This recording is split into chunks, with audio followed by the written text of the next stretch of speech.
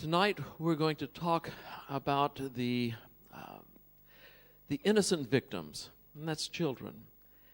We talk about the difficulty that we have in dealing with losses. Whether it be a divorce or a loss through death, it's tough enough for adults. But you think about children going through the same thing. We've heard people say, well, children are so resilient. But the truth is, children have fewer resources with which to deal with situations, and they have less practical experience in how to deal with it. At our age, you and I have already experienced some sorts of loss, and we've already learned some skills in how to deal with that loss because we have a history of having dealt with losses in the past. Disappointment, death, rejection, we've dealt with that. You can't live very long without learning how to deal with that. But when you're a child, you don't have that kind of history dealing with the losses of life. And so every loss is brand new to you. Plus, you don't have the resources. You and I know that we have resources. We can go talk to friends. We can talk to a counselor. We can talk to a pastor. We can read a book. We can go online. We can find information. All sorts of things that we can do. We can go to a support group. But children don't have those kinds of resources unless we begin to provide them for them. So children deal with these same losses that you and I deal with, only they deal with it from a handicapped situation because they don't have the experience, they don't have the personal skills, and they don't have the personal resources. So it's important for us as adults to understand the things that children are going through so that we will be able to provide for them the assistance that they need.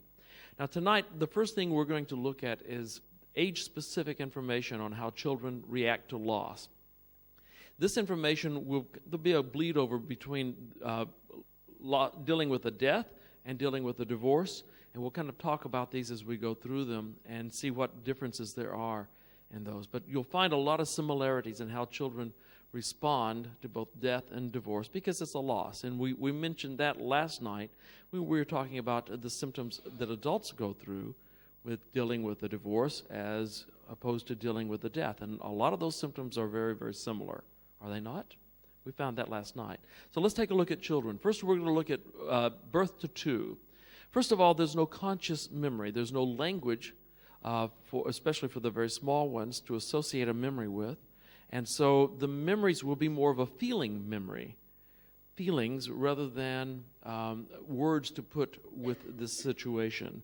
So no conscious memory, but there's a feelings memory. They will sense confusion. The mother and father are seen as one functional unit, and confusion results when one of those two is absent.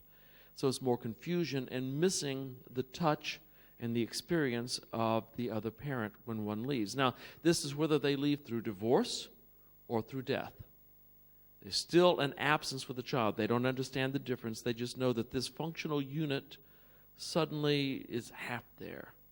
And that means very often that the amount of touch and attention that they receive will be reduced. Because after all, there are only 24 hours in a day, and you've got other things to do if you're the one administering the care now. And if the other person is not present, then there are fewer people to touch, to hold, to cuddle, to make over this child. And suddenly the attention that they're receiving is reduced. They will sense attachment anxiety. They'll miss that touching, that nurturing, and that affirmation. And then even children, there are studies done that surmise that children will fear abandonment when one of the caregivers in their life suddenly disappears without explanation. They will delay processing and often as late as middle adulthood. And suddenly in the middle of their adulthood, they will hearken back to that experience as a child, as an infant even, of suddenly now having this adult figure absent from their life.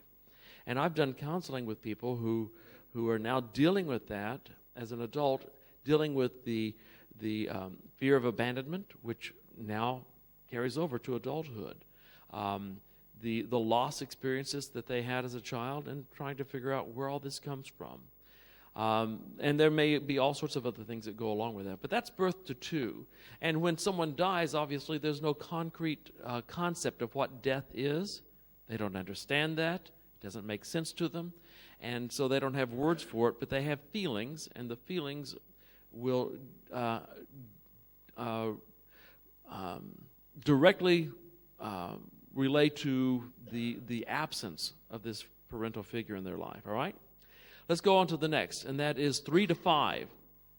Now, here they have language skills, and so they will have a language to associate with this memory. And so the memory becomes more concrete. However, at this age, there's not a real concrete concept of death. There's just the feeling of absence. This person used to be here, and now they're not here. And although they can say the words about death, they don't have a real concrete picture of what this is. So they will experience shock. How could this happen? They will fear abandonment. You will see this coming up over and over again, the fear of abandonment. If a child learns that a friend's parents are having a divorce, then that child will fear that their parents will get divorced.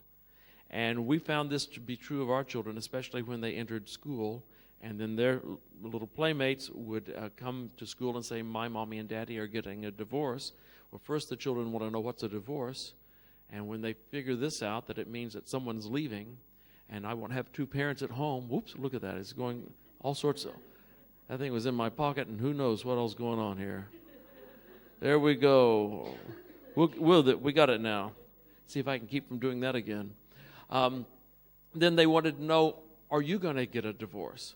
And so because there's this fear of being abandoned. Daddy left, will mommy leave is the next question. Will I be alone? They will experience attachment anxiety, miss the absent parent. They will want to cry. They will begin to assume personal responsibility. This is magical thinking, and this happens at this age and even at the next age group, where they will believe that maybe somehow they caused this. If I had been a better boy, Daddy would not have left. If I had been a better little girl, Mommy would not have left. And that means that if I had the power to make Mommy or Daddy leave, then I can have the power to bring them back. And so then they will try to be super good in order to bring Daddy back, believing that they caused this, therefore they can reverse it. And when they fail to reverse it, then there's a sense of shame and guilt and personal responsibility. They blame themselves for the divorce. They will even at this age blame themselves for the death of a parent. Somehow I caused this. Now, in their logic, because the universe revolves around them, and magical thinking has it that somehow everything relates to them. And that's what goes on at this age. So when Mommy or Daddy leaves, then suddenly it's my fault, because everything revolves around me. So you tell me, well, he was so young. He was only 3 years old. How could he deal with this? Not only did he remember it, because he's got the language skills to deal with it, but he thinks he caused it. That means he's got guilt and shame associated with it. You understand? This is significant. This is significant. And they may not have the personal experience to be able to process all of this or to think logically and realize, I didn't cause this. This is Mommy and Daddy's fault. It's not my fault. But still, this is what is going on with them. Then they can tie memory to words. And so I remember when Daddy was here and now Daddy's gone. I remember when. They feel guilt as the predominant emotion. Guilt at that age for something they didn't do, and yet the magical thinking and their logic says, this is my fault. I made Daddy leave. I really should have been a better boy. I should have been a better girl. But I caused Daddy to leave. They exhibit symptoms of clinical depression. They have nightmares. They regress in behavior. So in other words, if they had learned if they were potty trained, they may go back to messing their britches. If they had learned to tie a shoe, they can't do that anymore. If they'd quit sucking a thumb, they will start sucking the thumb again. They will regress in behavior. They will exhibit psychosomatic symptoms, frequent tummy aches, frequently feeling listless and tired and feeling sick and wanting support. Fantasize that their parents will remarry. I can make this happen. Daddy will come back. We'll be a family again. And that's even if Daddy's presence caused turmoil in the house, if there was a lot of fighting, or even if Daddy was violent.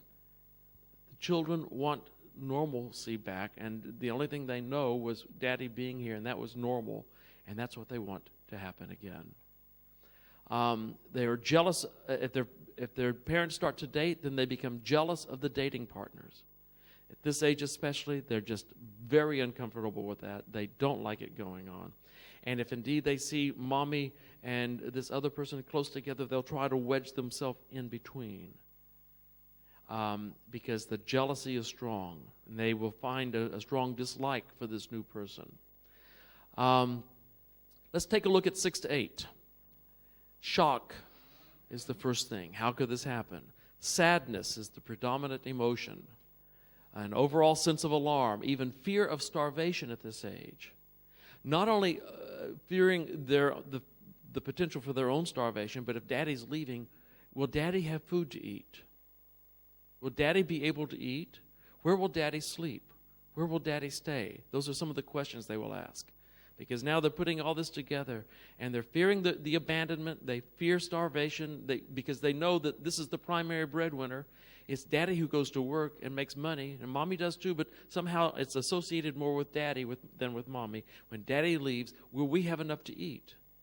Will daddy have enough to eat? Clinically depressed. They tend to zone out, mentally retreat to a different place to escape the pain of reality. It will be like, they're here, but the lights are not on. You can call them, they're not hearing because they're zoned out someplace else, which makes it difficult for them to concentrate in school. Clinical depression alone would do that. But they're avoiding the reality, they're avoiding the pain by zoning out. Then when they are zoned in, they exhibit aggression and rage. They'll get in fights at school. They'll take it out on the other children. They feel intensely deprived. They are disorganized. They can't pull it together. That's because the attention to detail is gone. Short-term memory is gone. Powers of concentration are gone because this is loss. All of that's true for adults when we go through loss. We find it difficult to attend to details. We start 1,000,001 projects that we don't complete. Why would we expect it to be different for a child when they're experiencing a loss in their home? It's not different for a child. Only it's more difficult for them because they're not sure what else happened. They don't have the history that you have. They don't have the skills, the coping mechanisms that you have. And they're doing the best they can, but they don't have the resources that you have to deal with this. This is not a very pretty picture, is it? But this is what happens. When there are times when a divorce needs to happen. But even then, it affects children this way. So you look at this picture, is it better to have an abusive father in the home, or is it better to have the children go through this? You flip a coin sometimes. Flip a coin. You tell me. Feel intensely deprived. They are disorganized. They regress in behavior even at this age. Suffer insomnia. Have nightmares at night, feel vulnerable and frightened, exhibit denial, have school problems, acting out, regress socially and academically. First place this shows up for most children is math skills. Math, because math requires logic and attention to detail. And the first thing that leaves for a child who's going through a grief experience like this is math. The last thing that comes back is math. And so when a child's math skills improve again, you suddenly realize the child is recovering. But for a while, the child was intensely depressed, and that's when the math skills left. All right. Exhibit anger, often towards the mother. Even if the father is the one who is at fault, or the father leaves, the anger is most usually exhibited towards the mother. We see this beginning at this age, and it will continue through the other ages.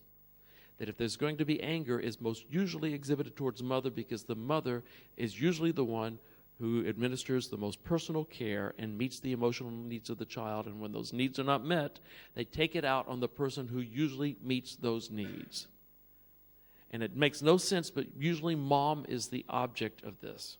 She gets the brunt of it. She gets the brunt of the anger. And I've had moms sit and say, why did Junior throw the fit at me? I'm not the one doing this. Her dad is.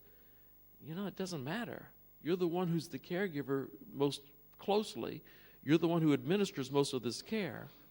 And this is the natural response of a child in an experience of loss of this nature. And that's, again, whether this is a loss through death or divorce. Death or divorce, either way, mom usually gets the brunt. And of course, if indeed mom is the one who died, then most anyone's fair game. But if there's a female caregiver that's introduced, such as a grandparent, usually the grandparent, that grandmother, will get the brunt of it. They, at this age, starting at age 6 especially, they develop the concrete idea of what death is. Before, they might say the words, but there's no real concrete idea. It's kind of magical thinking. At age 6 and beyond, now they begin to get the picture. They realize that dead people don't come back. They realize that this is a cessation of normal bodily functions, and that we put them in the ground or they're cremated or something of this nature, that death is final, and that we can't talk to them, and no magical thinking is going to bring them back. So now they begin to have a concrete idea of what this is. Up to this age, they don't. They may say the right words, but the concepts are not really square in their mind yet. Okay? So they develop a concrete idea of death. Ages 9 to 12, shock again, conflicting loyalties, fear of choosing one parent. Don't put them in the middle, because that's the one thing they don't want to do. They don't want to choose one parent over the other. And so they feel this loyalty to mom, and yet they don't want to trash dad. They want to keep a hold of dad, and even if dad's responsible for this or mom, it doesn't matter. They want to hold on to both relationships, unless it's just so severe, the abuse or something of that nature, that they would fear one parent. Usually they want to hold on to both relationships. Anger is the predominant emotion, ages 9 to 12. Anger. And sometimes that anger is at you, is most likely to go to mom, but it can be anger that is just sprayed indiscriminately.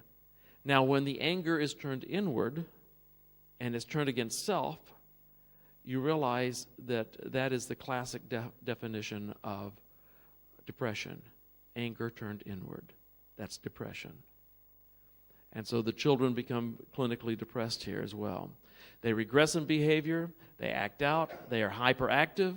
They feel personal responsibility for the parent's divorce or death of a parent.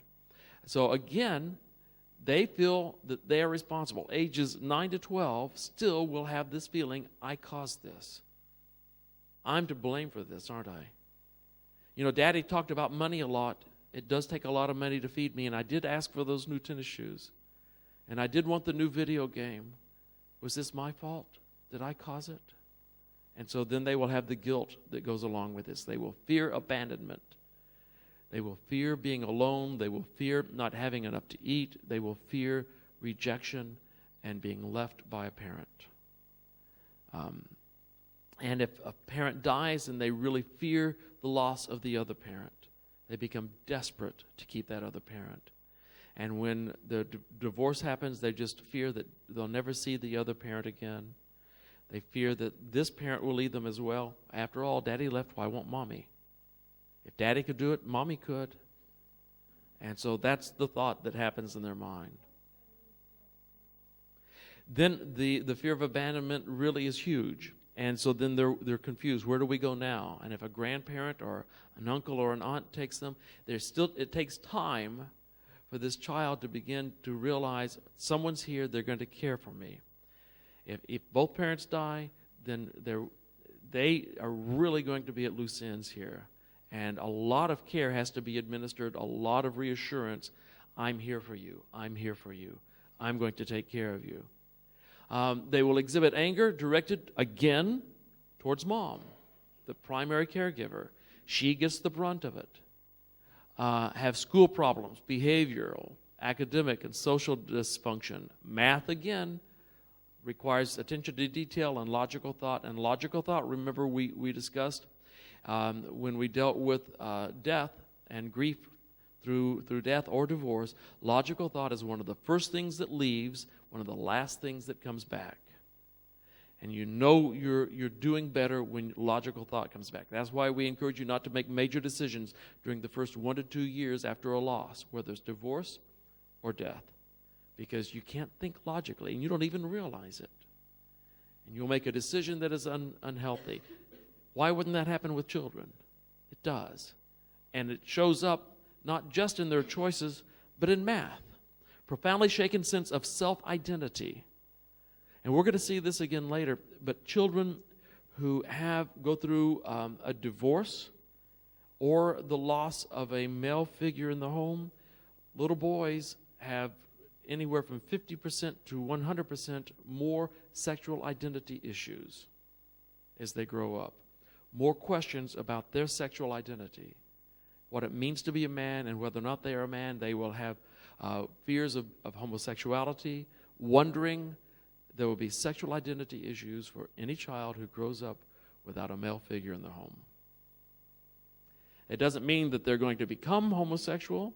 It means that they will have those thoughts more frequently. Psychosomatic symptoms, anger towards parents, dating partners. If someone starts to date mom or dad, boy, there is rage. There is absolute rage. And we're talking 9 to 12 here. 9 to 12. Not a healthy place. 13 to 16. Now, this is a tough age to be in anyway. Forget divorce or death. 13 to 16, you know, when our kids turned 12, 13 years of age, I had to remind myself that I liked them. There came a time when the oldest daughter just you know, it's like aliens trapped her and took the real daughter and put some wild person in this body.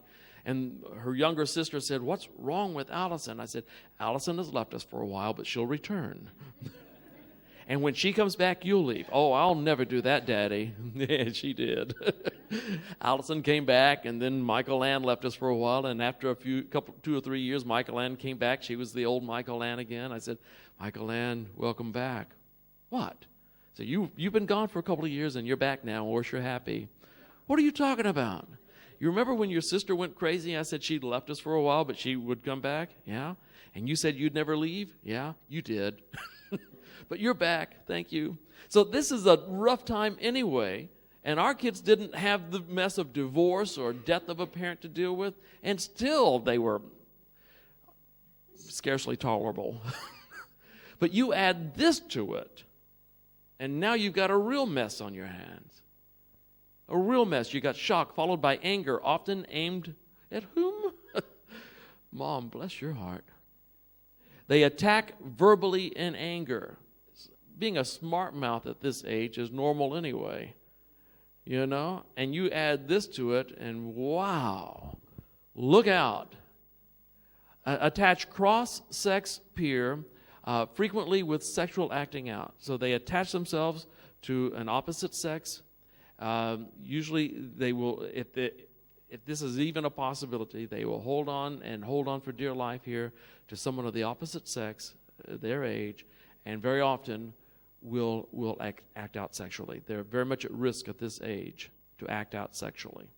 And by the way, don't think that 13 is too young, because today in the real world, children 10, 11, 12 are acting out sexually.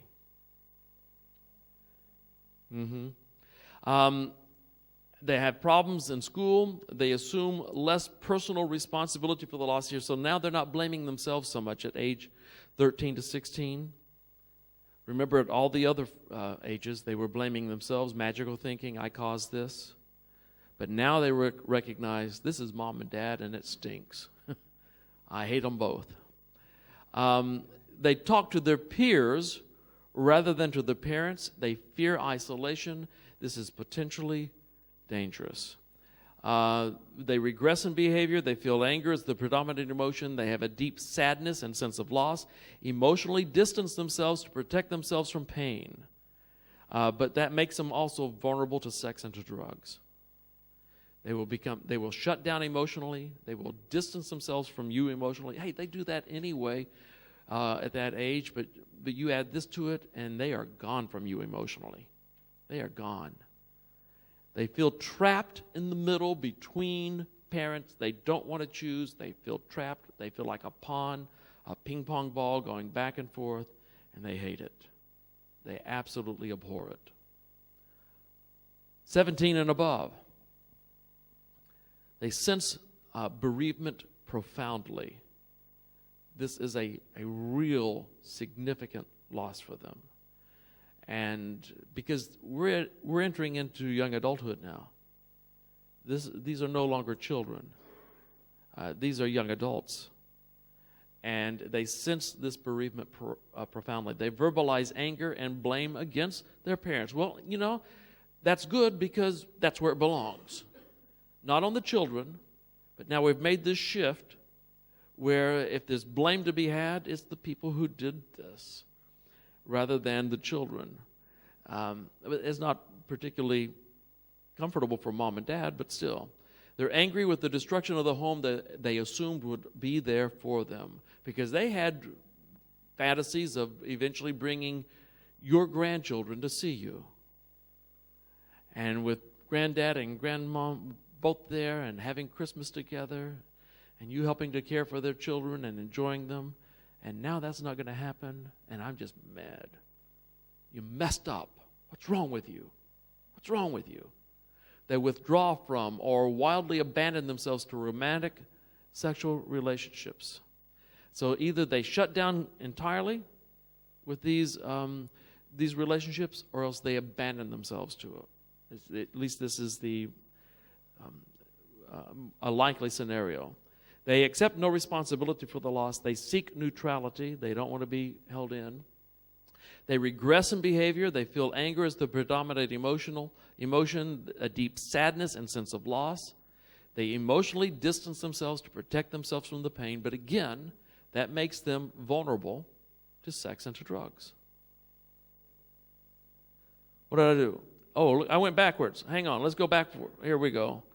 Well, it's amazing what happens to you when you get old. They play multiple roles. Here we go. They're the student, the therapist, the escort to mom, the parent to younger siblings. They have multiple roles that they play here. Multiple roles. So sometimes I'm a student, sometimes I'm a therapist. I'm listening to mom or dad go on, and like I'm supposed to fix this.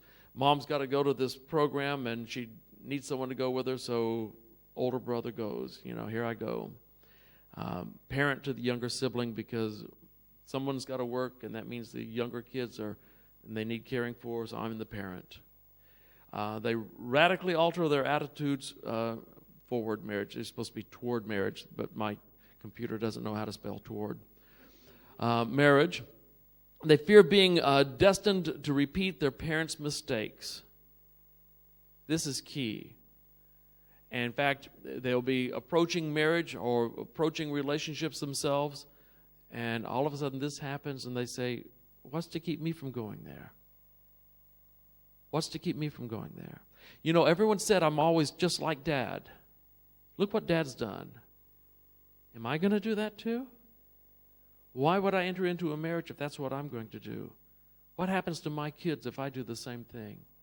I don't want that to happen to them. I don't want to do this to someone I love. Why would I do that? They turn to siblings more than to peers at this age, 17 and above, more to their siblings. They exhibit symptoms of clinical depression, including escape into drugs, sex, food, sleep, work, etc. Not a real pretty picture, is it?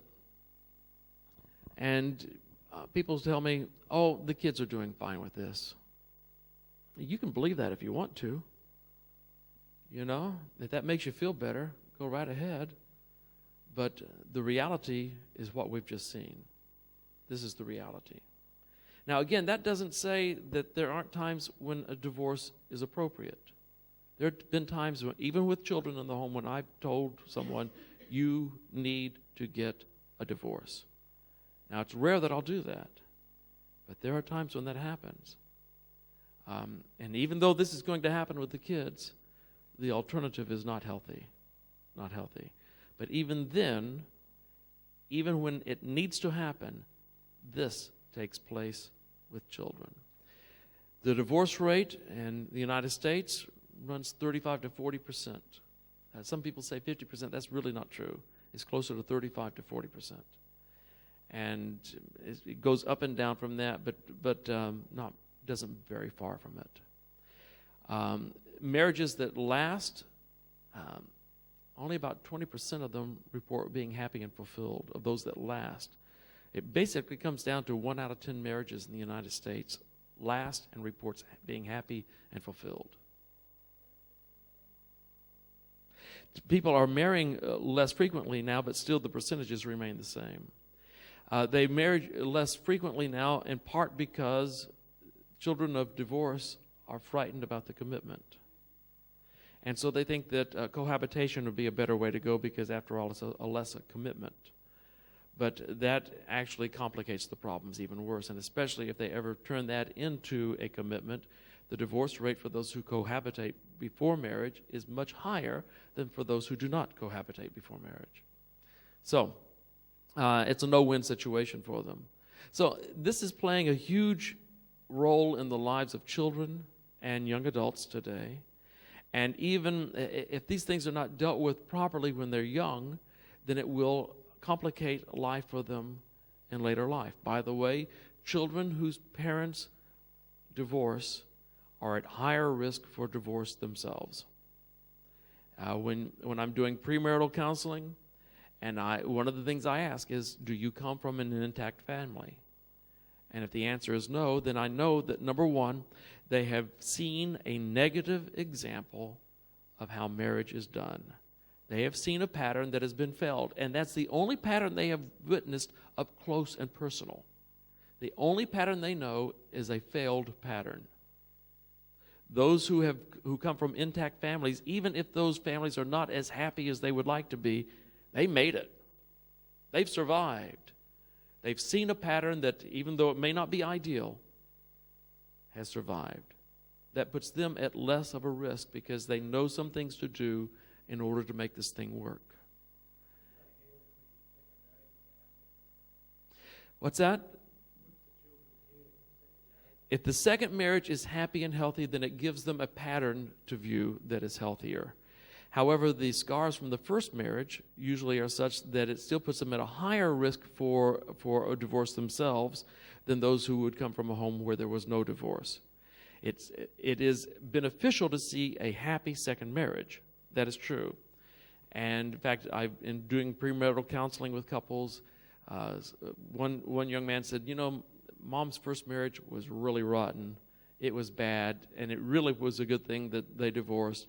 The second marriage has been much better. I've seen a better pattern, and it has helped me. That is true. Now, he still had issues regarding attachment and commitment issues and some healing, some abandonment issues that he had to deal with. But still, he had at least seen a good pattern. In fact, one of the things you can do for children, if you've gone through a divorce, is to make sure that you have close ties to successful marriages so they can see one up close and personal. Just so they can see something that really works. And therefore, a second marriage is like that if indeed the second marriage is successful. The problem is that second marriages fail at a higher rate than first marriages. It doesn't mean that a second marriage is always going to fail, because sometimes people actually learn from the first mistake. And when they do, then you can have a successful second marriage. But still, here we go. So how are we going to, let's take a look right now at death and how we help children with a death. And then we'll take a closer look at how to help children with a divorce.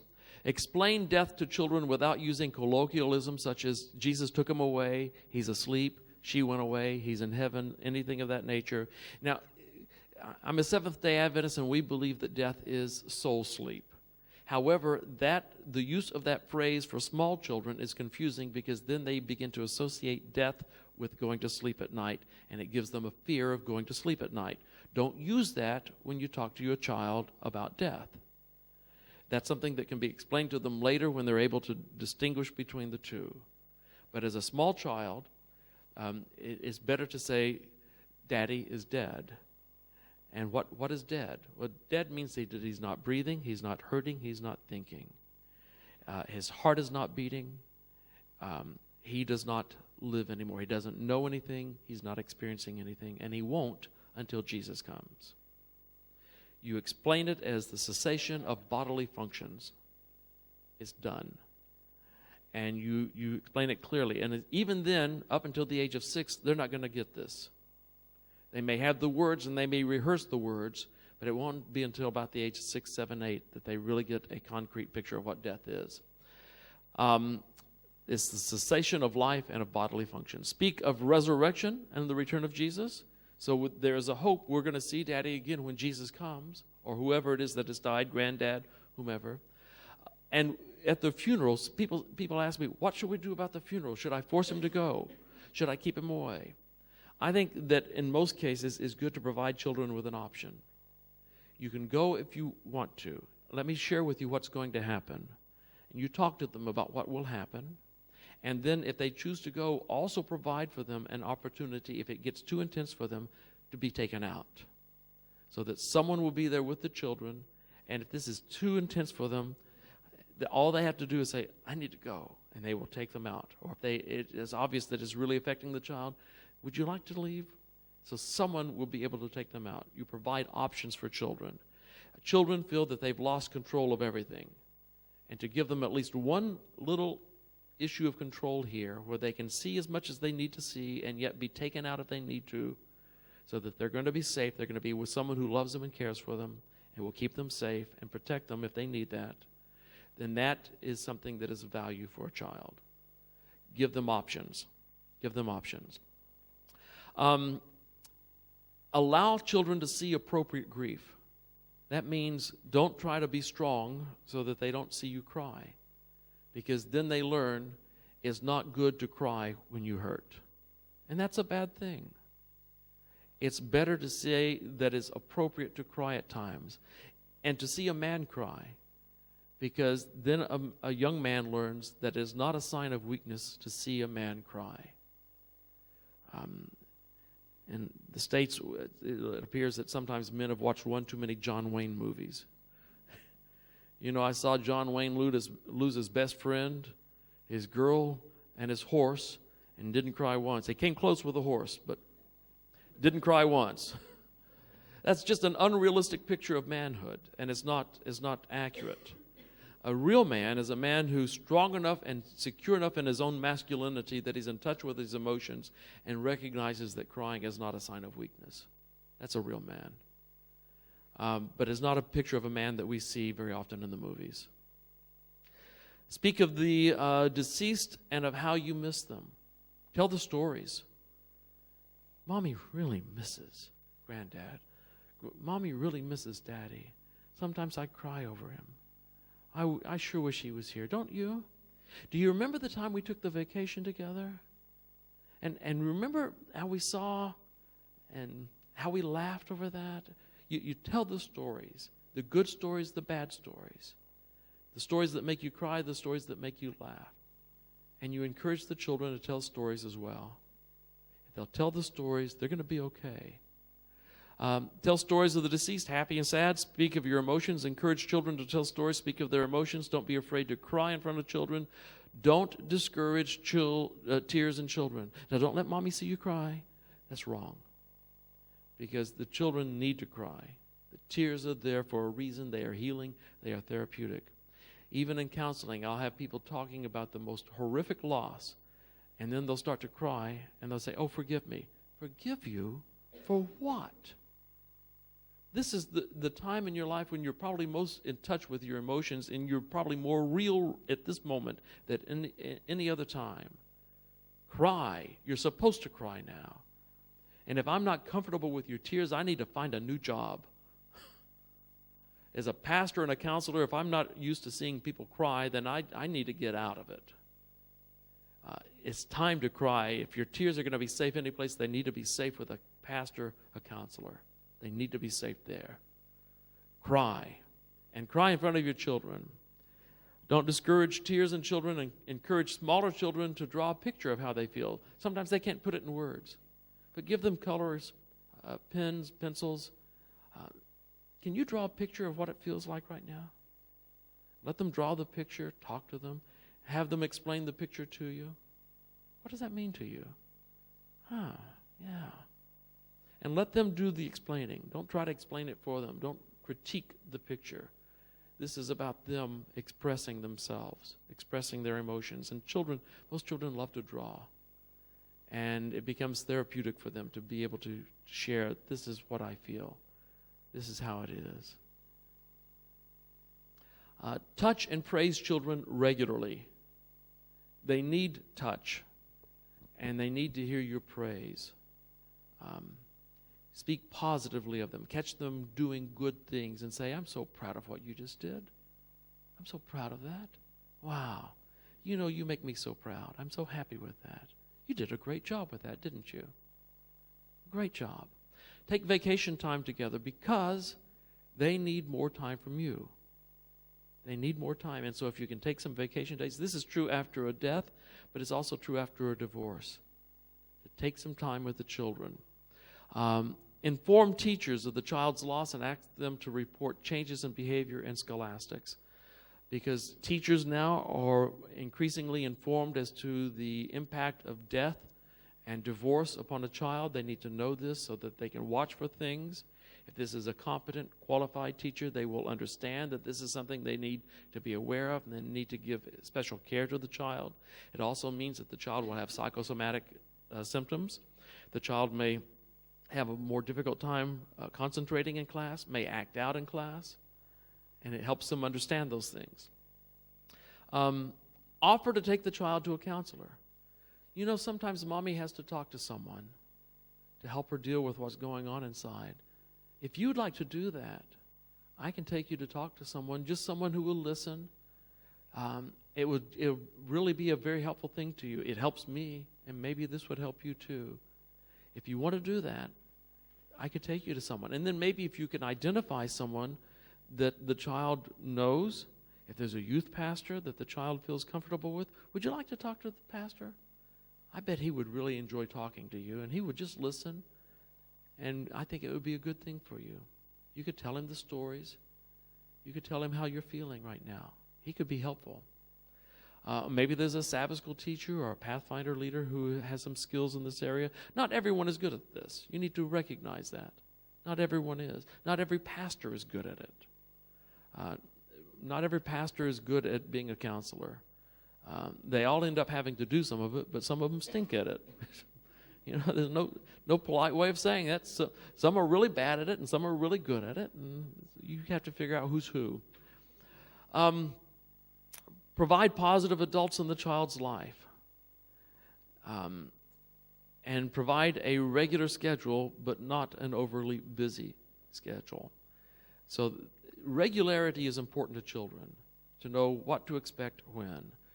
We get up at this time, we do this at this time, we go to school, and this is what we do at this time. There's a regular schedule to their life that's predictable, it's controllable, it brings order to their chaotic life. It is important, I don't know if I've got this down here or not, but it needs to be down on both death and divorce. There need to be a few well-chosen caregivers in the child's life. It can't be a lot of different people because that's too much confusion, too much to deal with. A few well-chosen caregivers, and you need to be a team enforcing the same rules so that there's solidarity and consistency in the child's life. Make sense? Ensure that the child receives proper sleep. And that may mean that bedtime needs to be a special time for you. You may be dog-tired, but it's time for you to make sure that the child is not frightened when they go to sleep, that this is not a fight time, that it's time for you to be there to read to them, to rub their back, to talk to them, to sing to them, whatever it takes to help the child go to sleep. Let's see here. Bedtimes are to be pleasant, lots of hugs. Provide for few well-chosen caregivers. I did put it down. Consistent set of rules from one place to another. Consistently enforced. Few rules that come from a loving relationship. It's not a time for a lot of rules. Narrow them down to the ones that really matter. Hang on to those. Reassure children as they face their fears. Are you frightened about this? Yeah, I can understand you're being frightened about that. But I want you to know we're going to be okay here. Explain why we're okay. Explain why. Don't use your children as your counselor. I've seen that happen too many times. But he's so mature. Quit. He's got enough to deal with. He doesn't need to help you. This is a child. Let a child be a child. You be an adult. Find another adult to talk to. Let children be children. Let's talk about divorce. Tell children about the divorce, but without the gory details. It may be adultery. Children don't need to know that. He may have hit you. Children don't need to know that. Don't share the gory details. If possible, both parents should be present. Assure children that they are not at fault, especially the younger children, because they think they are. I want you to know something. You didn't cause this. This isn't about you. Mommy and Daddy have messed up. This is our fault. We did this. We were wrong. We have messed up. You didn't do anything to deserve this. You deserve parents who are together, but we're not able to do that for you. Mommy and Daddy made a mistake. We messed up. It needs to be that clear and reinforced. This is not about you. Even then, they're going to believe it's about them, the younger ones still. But you need to help reinforce this truth, all right? Tell children that the blame belongs to mom and dad. Never trash the other parent. This will come back and bite you. You may be angry. You may want to get even. How dare you use your children for that? And eventually, if you've trashed that parent, as they get older, they will recognize what they've done and they will resent you for it. It will bite you later. So ensure that you never trash the other parent.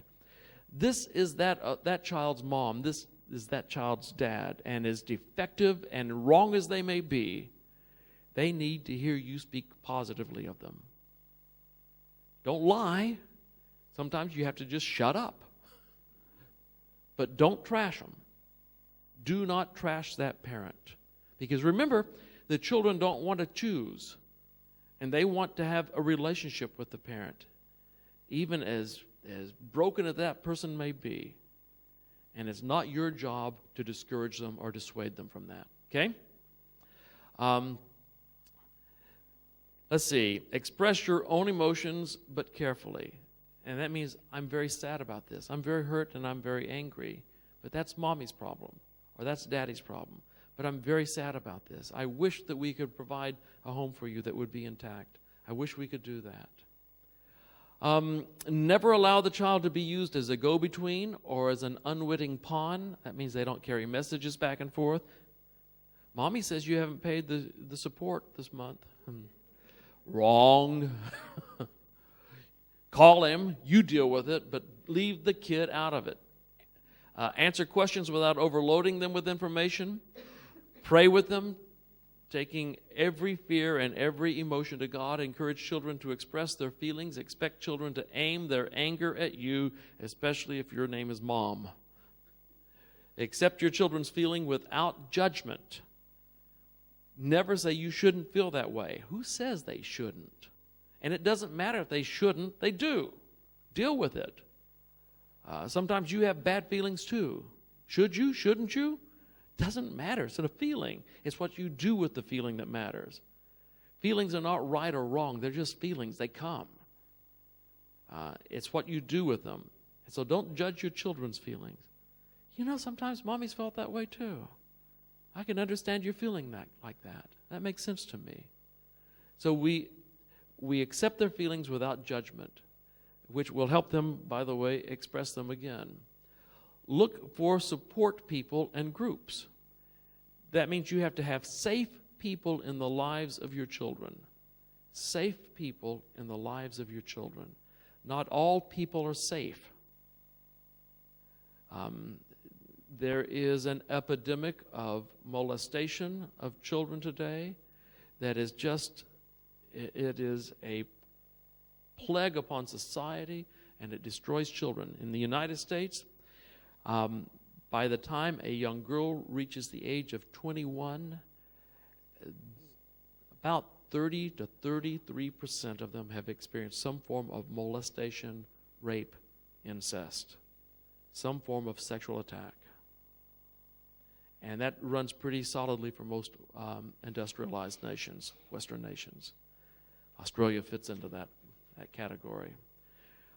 Provide safe, positive same-sex role models for children. Boys who grow up without a male figure in the home have more frequent questions of sexual identity. It's just true. It's just the truth. Make certain your children are exposed to positive examples of intact families. Positive examples of intact families. Make visitation days as positive as possible. Don't lay the Jewish mother routine on them, the guilt routine. And that needs to be for dad as well. Don't make this traumatic. Don't make this question time about mom. Make this positive. Don't use visitation to send messages to the ex-spouse. Don't ask questions about your ex after visitation. Well, does Daddy have a new friend? Is Mommy going out with someone now? Does she have new friends? Shut up. Give it a rest. Leave the kid alone. You know, what are we thinking? Explain your rules to the other parent and ask them to enforce the same rules in their home. This is the primary caregiver needs to usually be the one who sets those rules, and then the other parent should do their best to comply with those rules in their home as well. It needs to be consistent from home to home. This is ideal. It rarely happens, but this is what it should be. Because usually they're trying to win favor with the children by letting them do anything. So it's always happy time at our house. That's just stupid. Reassure your children that both parents love them deeply.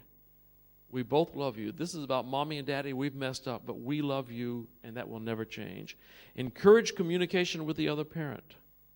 Don't make them feel guilty about wanting to talk to Dad, wanting to talk to Mom. Encourage communication. Remember that your children will resent you later in life if they feel you have sabotaged their relationship with the other parent, because they'll grow up, they'll figure it out, and they'll realize you did something wrong and you affected their life negatively. They will hold it against you. They will at times blame you. They may even withdraw from you then. And the very thing that you feared, which was they're rejecting you in favor for the other parent, will happen. Don't trash that parent. Don't sabotage that relationship. Create new family traditions. There has to be an identity as family for your family. For this, even if you're a single mom, a single dad, there has to be an identity as family, and that means that we have new family traditions.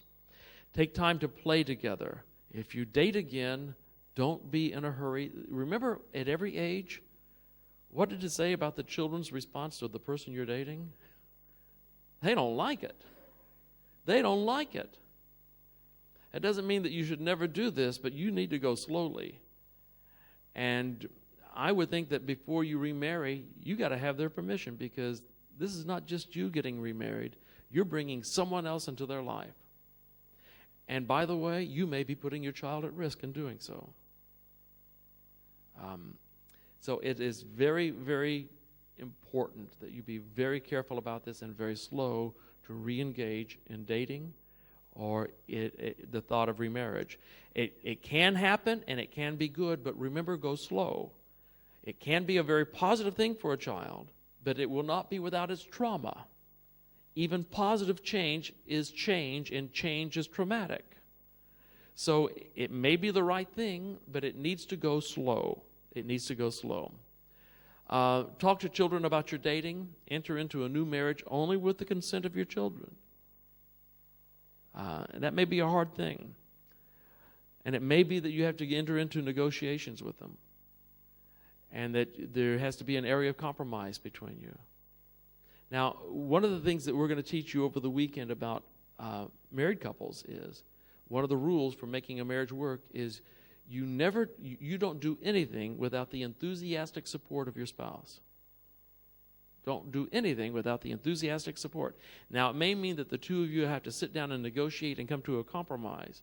And once you've reached a compromise, both of you choose to support the compromise enthusiastically so that you can do something. The same thing may have to happen with your children. We talk about it, we compromise, and then we're going to agree that we will enthusiastically support this new decision. But this is important. Basically, when children go through this, we have to normalize their feelings. We have to listen to them. We have to make sure that there are positive role models in their life.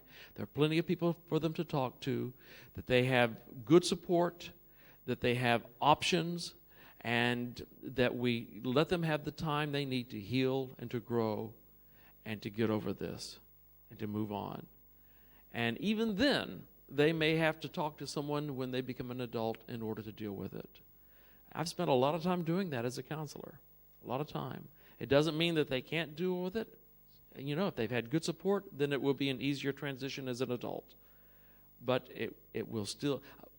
Basically, I've painted a picture for you for one purpose, and that is, let's not minimize the impact of death or divorce upon a child, because a lot of that happens today. It still doesn't mean that the divorce is not the right thing. It still may be the right thing to do.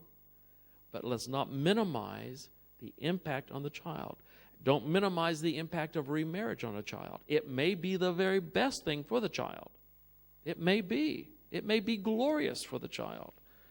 But don't minimize the impact that will have upon this child. Even if the child is no longer in the home, it will impact them. The divorce and remarriage will impact them, even if they're adults. Now, having said all this, it doesn't mean that we can't survive it. And you know as well as I do that people have gone through divorce and remarriage, and they've gone through the death of a spouse, and children have recovered, and they have done well. It can happen today. I've seen it happen. You've seen it happen. It can happen. But we need to be aware of what's going on in their lives and provide positive support for them. Make sure we have adequate care, that we have the right number of people involved in their lives so that they have the support and the help that they need. Then children can make the transition, and they can do it well. When they have the right support, they will make the change. They will make the transition. It will not be without its trauma, but it can happen. Divorce is a reality of our lives today. It's a reality. And we need to deal with it better as a church. We need to deal with it better as individuals. We need to assess less shame and blame and give more help and support and love when it happens. But we also need to be there for children as they go through this trauma as well.